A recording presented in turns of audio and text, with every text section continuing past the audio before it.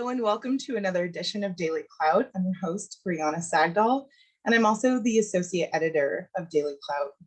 Today I have with me Keith Plate, who is a certified recovery peer advocate and peer support specialist in Suffolk County, Long Island, New York. And essentially that is a mental health and addiction specialist and advocate. And so today we are going to be addressing the very urgent, very timely opioid epidemic and how it's impacting individuals across this country. Keith, thank you so much for joining me today. I'm so grateful to have you on with us. How are you doing? Pleasure to be here. I'm doing great. Thank you. Wonderful. So that is such a mouthful, that title. Can you share with us a little bit about what it is that you do? Can you start us off with that? Yeah, I'm a person in recovery from heroin addiction myself. 3.5 years ago, I was undomiciled. I didn't have a cell phone. I didn't have a place to go, and all I had was the clothes on my back. And I had went to my final rehab. I had been to about 12 of them, in and out of jails, and I was on mandated treatment twice, and I just couldn't seem to figure this out. I couldn't seem to keep a needle out of my arm, no matter what. I started out as a successful person. I was a maitre d' for the Sagdal brothers at an early age. I ran weddings and maitre d' fine dining, intercontinental cuisine, and I couldn't figure out how I ended up on the streets and addicted to drugs. And I got clean, I got better, and I became a certified recovery peer advocate. My primary purpose is to combat the opioid epidemic from a peer perspective and advocate for more services from the state of New York. And I work for an organization that provides something called mobile crisis, which means that I get dispatched out in the field, sometimes 911 diversion calls, to assess people in mental health and substance use disorder crisis, and offer a peer perspective. The peer perspective has been seen to be an excellent tool for reaching people. People in substance use disorder and mental health crisis sometimes aren't able to be reached by clinicians, doctors, lawyers, psychiatrists, psychologists, social workers, probation officers. So all Oasis-run facilities for New York have been required to take a peer on for their staff, and that's what I do for a living. Wow. So can you elaborate a little bit? Because I don't think anyone makes a decision that they're going to be a heroin addict when they grow up, right? Like, this is something that happens over a period of time. And as I understand it, specifically in regards to drugs like Oxycontin or fentanyl, for example, it's a slow progression where someone might have an injury and then get started out on, maybe a baseline therapeutic dose of, say, Vicodin or whatever it's called, and then slowly they become addicted, right? They get to a point where that amount is no longer enough, and then they need more, right? And can you walk us through that process a little bit? Well, in addition to being a maitre d', I actually threw my hat in the ring, literally, as an MMA fighter. I fought once for the United States Mixed Martial Arts Association. There's another mouthful. And so there was an injury involved, is what? Yes, I did sustain an injury. I broke my L1 vertebrae. Wow. And I started on the pain pills, and they progressed over a span of 18 years to heroin and crystal meth. but I've discovered, you bring up an interesting point, people, they get prescribed on these things, but the thing that got me clean was the recognition that I have a spiritual malady. There was always something in me that needed to be filled. There was always trouble sleeping. There was always anxiety, depression, regret, obsessive compulsive thinking, and the way that I dealt with that best was recreational drugs. And then I took some time off to pursue this MMA fighting, which is a very healthy thing, but as we say in the business, I traded one addiction for the other. I overtrained. I got too involved with that. I sustained an injury, and I told myself that I had worked very hard and I was going to enjoy the benefits of these Oxycontins and Vicodins that I was getting. And before I knew it, there was nothing else in my mind about work, play, martial arts. It was just a ways and means to get more and more and more. Wow. And about what time frame was that? I mean, as far as the year goes, was that right in that range between 2003 is when I took my first Oxycontin, and I didn't get clean until 2018. September 5th, 2018 was the last time I took a drink or drug or mind-altering substance. Wow. Well, we're so, I mean, not to, that's a huge success and a huge victory. And I just want to say that I'm personally very proud of you. And it's a very exciting story. I'm so grateful to have you here today. And I mean, and to have you here on this earth today, because as I understand it, so often people don't make it through this. And I mean, I've personally lost people very close to me. Well, so this struggle will either make us or break us. And from my perspective to what I have today, the peace that I have today, it was worth it. Every bit of it was worth it and necessary. All the wandering around the streets and I was a big thief. I stole a lot of stuff, and I did a lot of begging and crying and stealing and sneaking and all that stuff. But it was all worth it because all of it was necessary to get me where I am today. And that story also includes, when an addict, especially a heroin addict, can't stop or won't be stopped, some of the best resources you'll find are incarceration. Absolutely.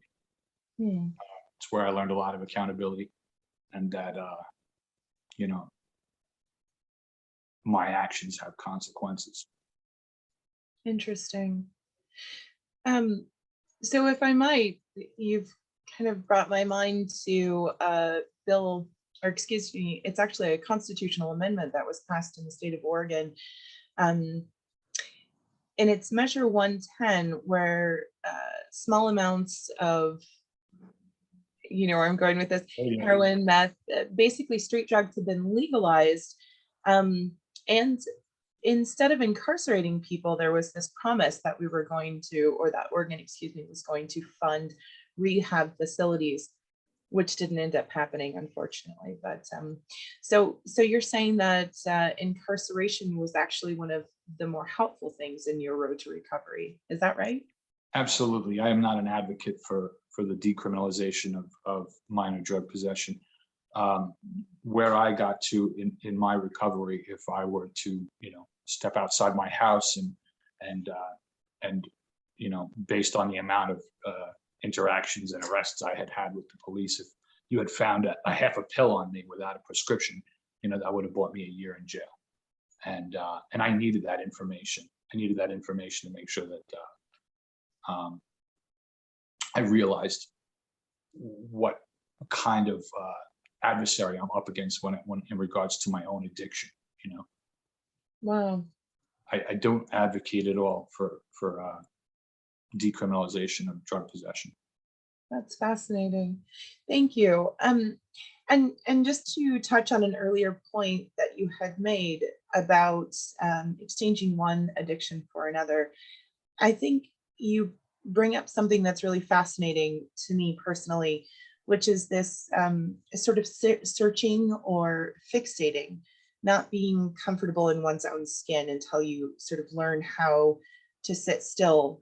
And it sounds like that's something that you have learned how to do through recovery. And recovery is not just recovering from a a physical addiction, but it sounds to me, and what I'm hearing is that your road to recovery was a process of learning how to deal with life as it comes.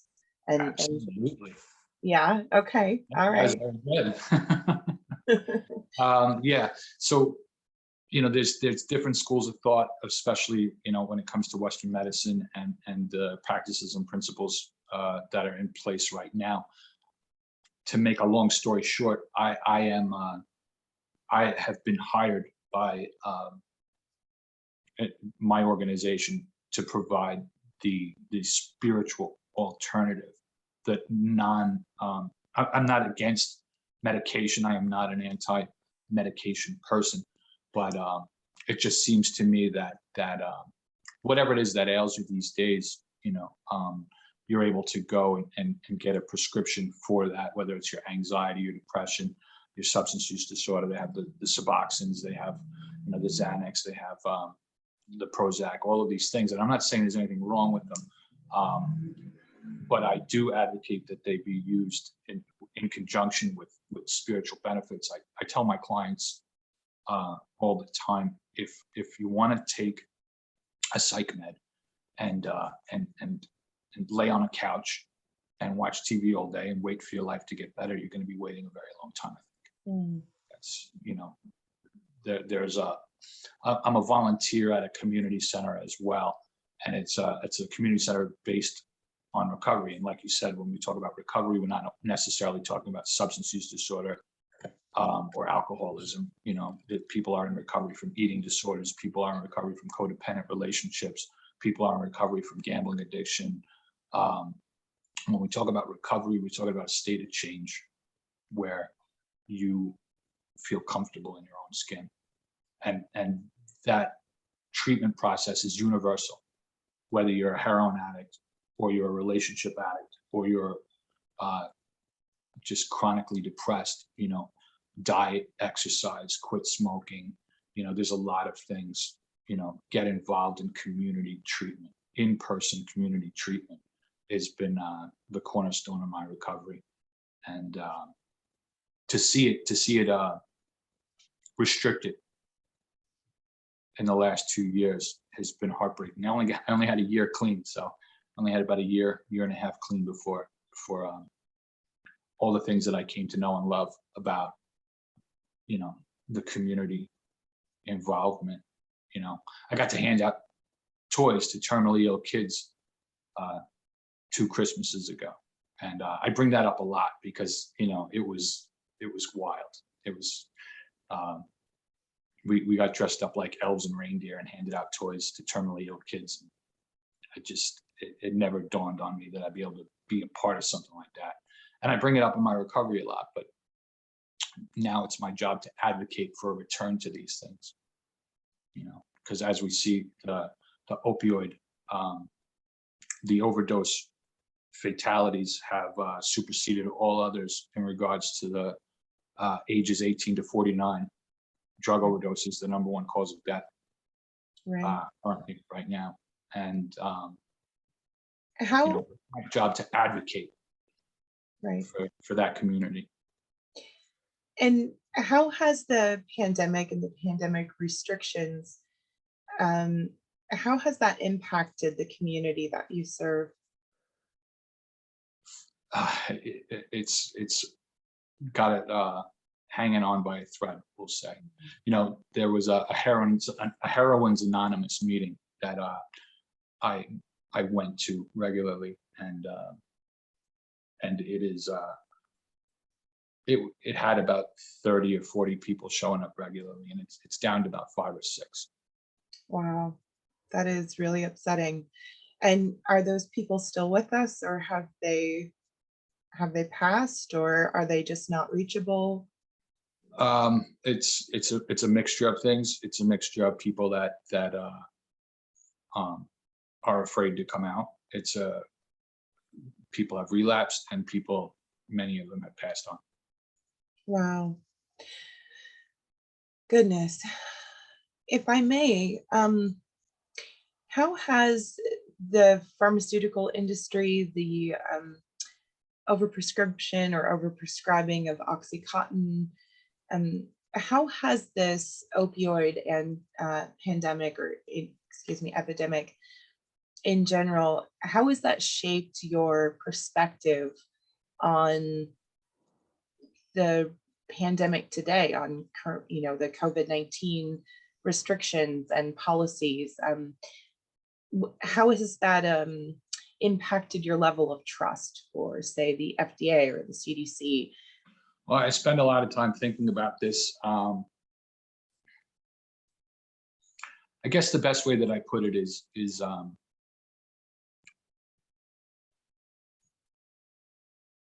it's very difficult to get somebody to put the time and effort into their recovery. They have to find something that we call the gift of desperation. The gift of desperation will get you up out of bed and in the gym even when you don't want to go. The gift of desperation will get you up and into a community meeting when you don't want to go. Without the gift of desperation, a lot of people won't commit to that level. And when you don't commit to that level, any shortcut that is presented to you is easily taken up. And especially when an organization or pharmaceutical industry can make massive profits off of that shortcut. I describe it as a 50-50 relationship. People say the pharmaceutical companies did this, the doctors, or they overprescribed, they did this, they did this. But at the same time, we have to realize that we're the ones with our hands out that want the shortcut. We know deep down inside what is best for us, which is diet, exercise. You got to quit smoking. And I spent a lot of time thinking about this because it's easy for a person, an addict, to catch a resentment and to start to look at all the doctors as evil and overprescribing and looking for their money and stuff like that. But I also try to imagine, maybe this doctor spent the first 5 years trying to tell his clients, his patients, you got to stop smoking, you should exercise, you should stretch, you should take up a hobby, you should go sailing, you should, learn how to play the guitar, and after 5 years of trying, but the customer wants their pills, the customer wants their shortcut. So it's a 50-50 relationship, but the pharmaceutical industry has certainly found its niche in regards to that. And it has been my experience, whether it's mental health or substance use disorder, these medications, they don't fix the underlying causes. That's proven. They mask symptoms, they make life more bearable, sure. And I tell my clients all the time, if you wanna, plod through the rest of your life, where the depression's not getting the best of you, and you can get up and drag yourself to work and go through your day and then drag yourself back home and watch television, go to sleep, and then get back up and do it again. These medications may provide that for you, but there's something more. There's something more to life that you can have. And it involves diet, exercise, making amends, going out and forgiving, accountability, helping others, service, So as I'm a recovery coach, career-wise, I get paid to do this. I make sure that I go out at least 2 or 3 times a week, and I do this voluntarily as well. Mm. So self-responsibility, that's what I hear you say.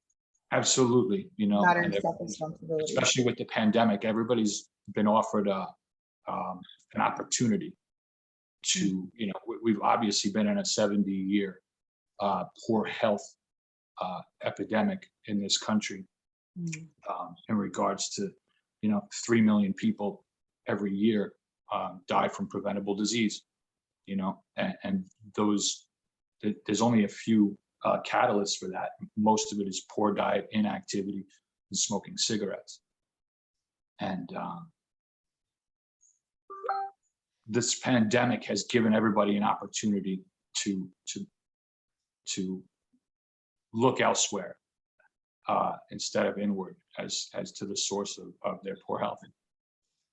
And it's been eaten up, you know, because all of us should be in recovery. You know, I tell people all the time, they're like, oh, and I say, come down to the recovery center. And they're like, I don't need to be in recovery. I don't have a drink or a drug problem. I said, recovery is a state of change where you start to enjoy life on life's terms, like you said, you know. And, you know, I always had this analogy, you know, you look out your window and you see the tree in your yard. It's a very boring tree. It's an ugly tree. It's a stupid tree. The birds are too loud in the morning. You got to clean the leaves up off the lawn and everything. But you smoke a little weed and all of a sudden that tree is amazing. It's an amazing tree. And that's, you know, you changing reality slightly to be more enjoyable. And the way that I saw it with my recovery was I wanted to figure out, you know, I was offered the Suboxone, I was offered the Vivitrol, and I turned them down. I mean, I took 3 days worth of Suboxone, and I said to myself, if the power gets shut off, if the factories are shut down, will I be okay on my own? And that's the route that I took, you know, life on life's terms. And I decided to see all of this as a spiritual malady, and today I'm free of heroin addiction. And the only thing that I really need is to stay involved in this program, a little daily maintenance, and sunlight, water, good food, and that's it. That's all I need. So for our viewers who might not know, what is Suboxone, and when was that created? Can you? Suboxone is I don't know when it was created. I'd imagine it was probably made somewhere in the 80s, but it really hit its stride around 2000. But Suboxone is something that alleviates withdrawals and reduces cravings. Now that is debatable because when you like getting high off of heroin, there's no amount of Suboxone that's going to replace the desire for that high. But it does curb the cravings a bit, but it is also highly addictive, and the withdrawal from it is substantial. It's some would say it's worse than the heroin withdrawal, and it seems to be you know, like I said, a shortcut for people to not do the work necessary to have that spiritual change in life, you know. And I'm not saying that Suboxone is wrong and Suboxone is bad. I help people get it all the time, you know. As far as my job is concerned, I provide linkage to what we call MAT, which is medication assisted treatment. But every time that I assist with somebody with linkage to that resource, I also have an opportunity to share my story in which I explain to them, you know, you don't want to go on a 5-year Suboxone regimen without the diet, the exercise, the community involvement, you know. I'd recommend that people use it in conjunction with always the goal to take less Suboxone and eventually be off of it, and subside solely on the diet, the exercise, the community involvement, service, esteem of Blacks, you know. So when I tell people about my recovery, I have been able to keep a needle out of my arm for 3.5 years, but really the major benefits of this type of recovery that I have is all the underlying causes are gone. They're not gone, but they affect me differently. You know, I no longer, if I make a mistake, I don't call myself idiot in my head all day long, and I don't dwell on it for weeks. And I don't toss and turn for about 3 hours every night before I go to sleep. And my physical being is much improved. You know, I get up, I go to the gym every day, and you know, before my recovery, I could barely lift a toothbrush on a regular basis. So, you know, the healing of the spirit is definitely, the proof is in the pudding, so to speak. Wow. Thank you so much for sharing this very important and again, very timely information with us, with our audience. Um, if somebody needs help, if they, or if they know someone, if they love someone that is struggling with addiction, what is your advice, and how can they get help? Where should they go first? Who should they call? Well,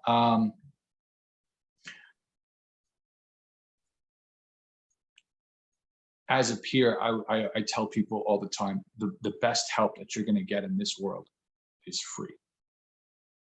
The best help you're going to get is free, and that comes with a long explanation. But there are various 12-step organizations. There are various different smart recovery associations. There's community centers.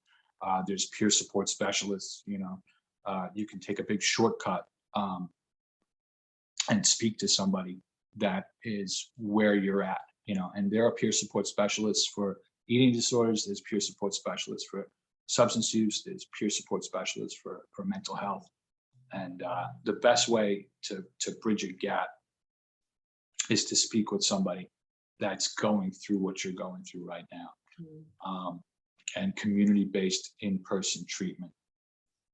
But as far as substance use disorder is concerned, is particularly with opiates, alcoholism, you need clean time.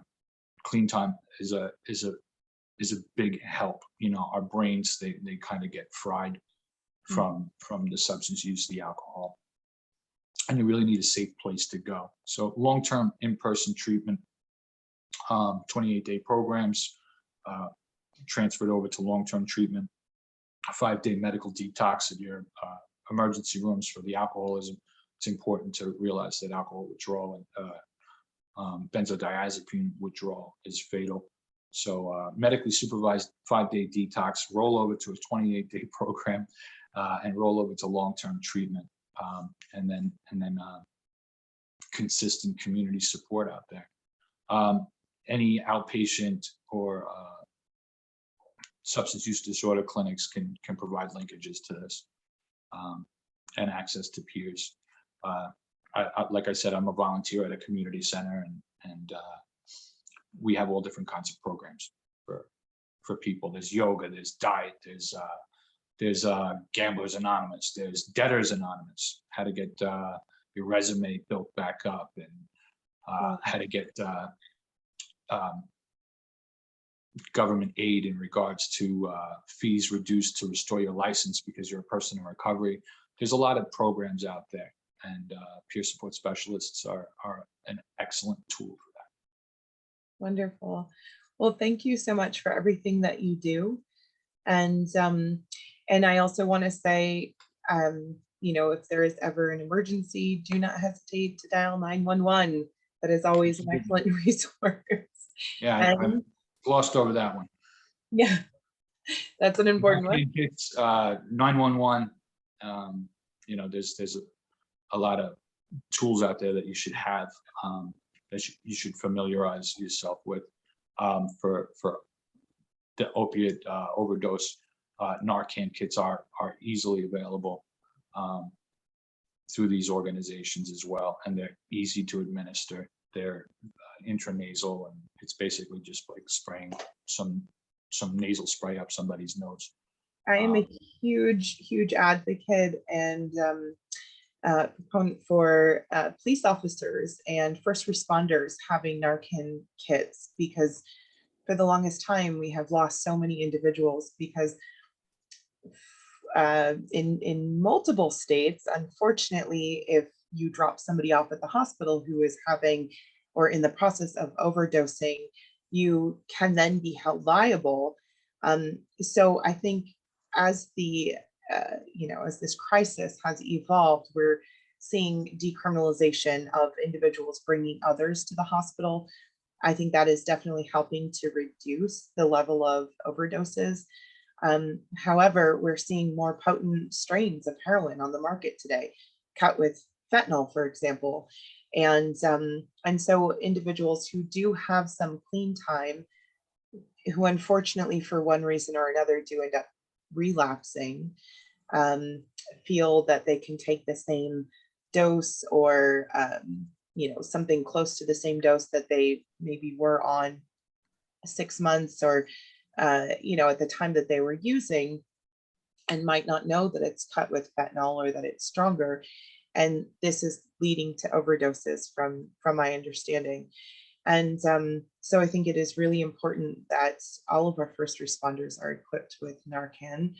And in Oregon, I think that they were actually advocating that anybody who has a Suboxone prescription can get Narcan for free in case they know others who may potentially relapse.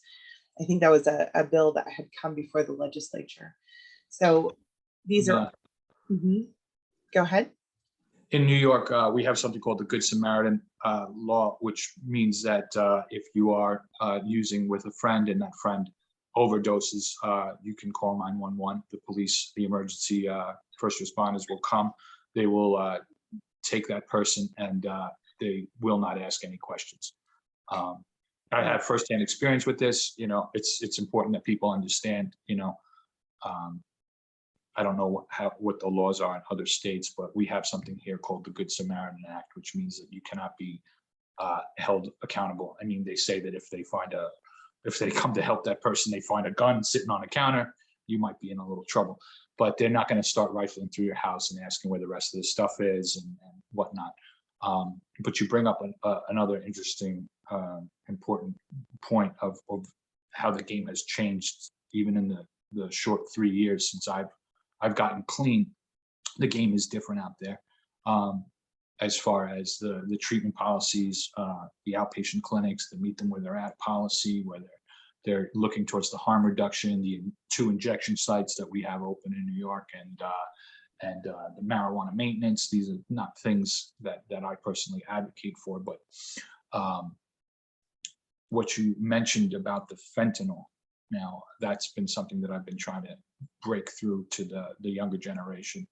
The recreational drug use that I participated in is different than the recreational drug use that a 17-year-old girl might she's a good student, she goes out to blow off a little steam, her friends are like, live a little, try a half a Xanax, and that half a Xanax may be 100% fentanyl. And Wow. One That's pill can terrifying. kill. You want to look that up through the DEA, all the fentanyl that's coming in across the border. It's not all in powder form to be mixed with heroin only. There are millions and millions and millions of counterfeit pills coming across the border that people think are Oxycontin, Vicodin, Xanax, and it turns out that they are pressed to look like these pills, but they are fentanyl. Oh my goodness. I had that's so terrifying. That is, oh my goodness. I talk to people a lot about it because,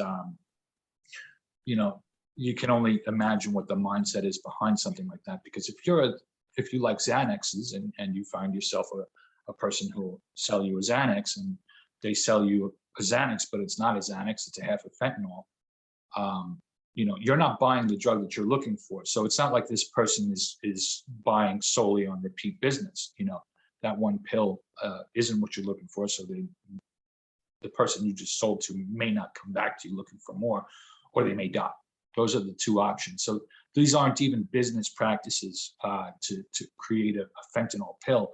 Those things are designed to kill people. That's insane to me. Gosh, and what a terrifying time to be a parent of a teenager. Absolutely. What if anything is happening to try and get these? I mean, I can't even imagine. The DEA must just be up to their ears in reports at the moment.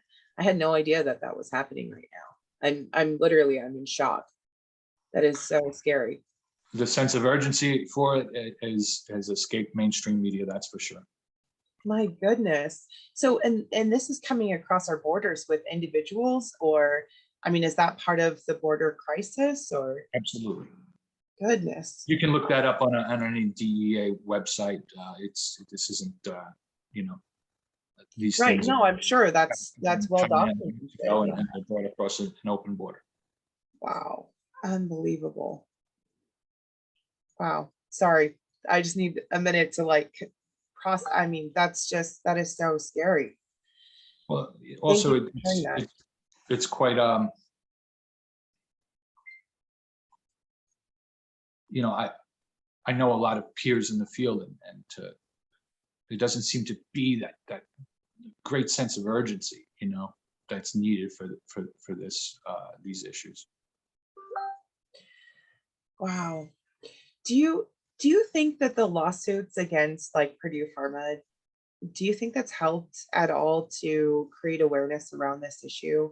And do you think that the pharmaceutical companies, or I mean, is there any way to hold anybody liable for what's happening today? I mean, You raise a very good topic. What does suing Purdue Pharma produce? From my own perspective, very little. I did get to speak out.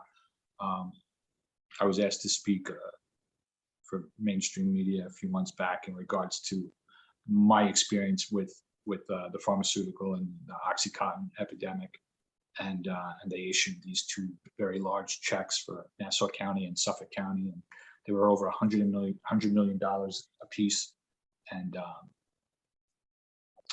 the skeptic in me voices, that's probably not even going to get a new coat of paint in the 28-day facility in the next town over.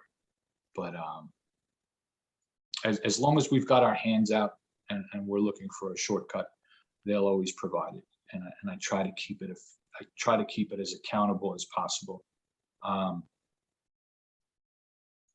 If we don't want to do the work, if we don't want to diet, exercise, share, go out and help other people, go and forgive, that amends process, ask for forgiveness for what you've done, and provide forgiveness as well.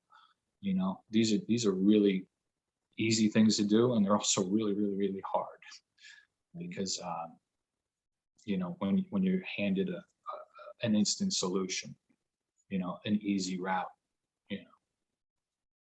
it's hard to say no. So I thank you. guess that's the best kind of answer I can give you. Thank you. Yeah, I appreciate that. The pharmaceutical industry isn't it's not full of devils and demons, but these things, my theory, my philosophy on these things is it's all spiritual, and these paradigms, if I should use a big word there, seem to take on a life of their own.